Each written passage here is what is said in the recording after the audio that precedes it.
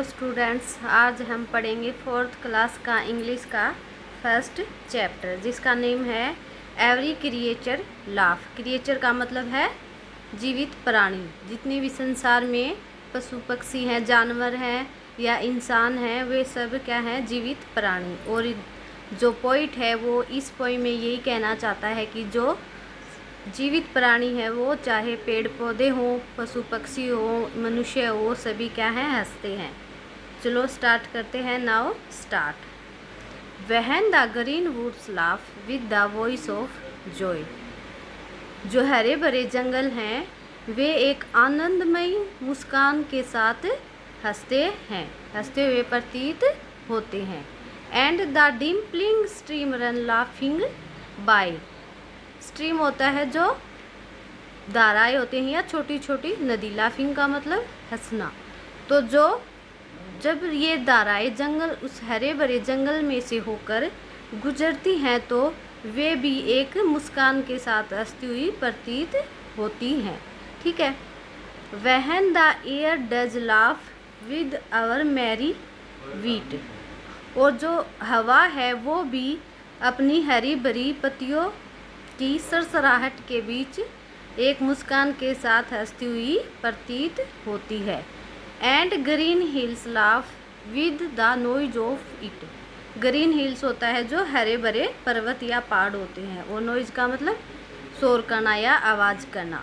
तो जो हरे भरे पर्वत हैं वो भी इसी आवाज़ या इसी शोर के साथ हंसते हुए प्रतीत हो रहे हैं। ठीक है, यहाँ तक समझ में आया? आगे चलते हैं। When the meadows laugh with the lively green. Meadows होता है जो हरे भरे घास के मैदान होते हैं वो, और लिवली ग्रीन का मतलब है जो जीवित हरियाली है या हरी भरी हरियाली है। तो जो हरे भरे मैदान हैं वो एक जीवंत हरियाली के रूप में हंसते हुए या खिलखिलाते हुए प्रतीत हो रहे हैं। And the grasshopper laugh in the merry scene. Grasshopper होता है जो टिड्डे वगैरह या भंवरे वगैरह जो फूलों पर बैठते हैं वो भी एक मैरी सीन होता है, एक खुशी या आनंदमयी दृश्य होता है जो जहाँ पे सब कुछ खुशहाल या खुशी से भरा हुआ होता है।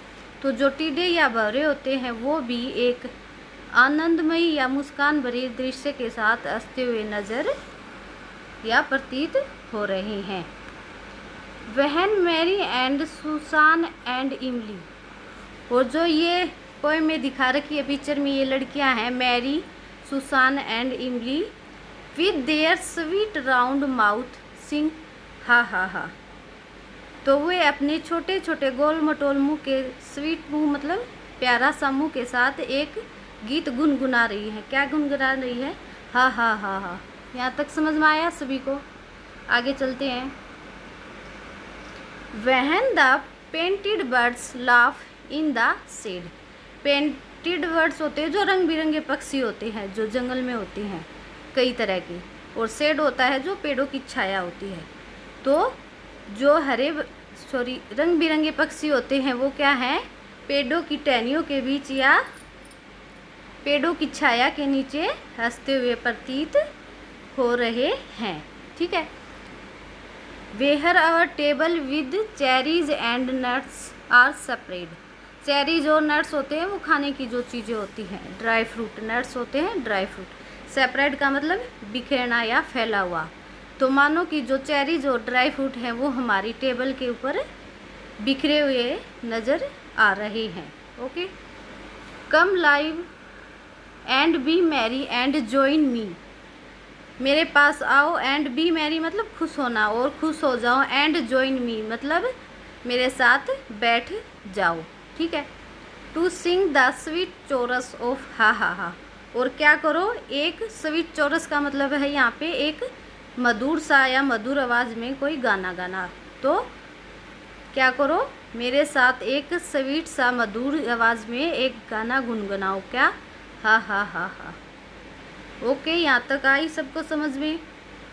अब तुम्हारा होमवर्क है जो आज पढ़ाई है जितनी भी पोएम शुरू से लेकर आखिर तक, उसकी अपनी नोटबुक में क्या करोगे, हिंदी लिखोगे, इंग्लिश और हिंदी दोनों चीज़। और इसकी जो एक्सरसाइज है वो हम कल करेंगे, ठीक है। और सभी को सुंदर सुंदर राइटिंग में लिखना है और इसको 2-3 बार घर पे पढ़ना है। अगर अच्छे से समझ में ना आए तो बार बार रिप्लाई करके वीडियो देख सकते हो और अपने घर वालों की भी हेल्प ले सकते हो। Okay, thank you.